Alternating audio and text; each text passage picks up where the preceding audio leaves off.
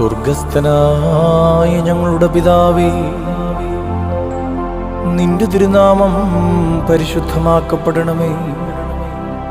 നിന്റെ രാജ്യം വരണമേ. നിന്റെ തിരുവിഷ്ടം സ്വർഗത്തിലെ പോലെ ഭൂമിയിലുമാകണമേ. ഞങ്ങൾക്കാവശ്യമുള്ള അപ്പം ഇന്ന് ഞങ്ങൾക്ക് തരണമേ.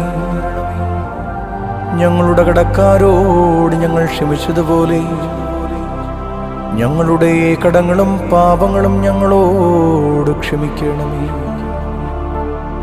പരീക്ഷയിലേക്ക് ഞങ്ങളെ പ്രവേശിപ്പിക്കരുതേ, പിന്നെയോ ദുഷ്ടനിൽ നിന്ന് ഞങ്ങളെ രക്ഷിച്ചുകൊള്ളണമേ.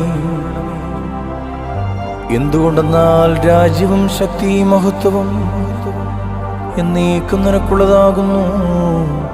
ആമേൻ.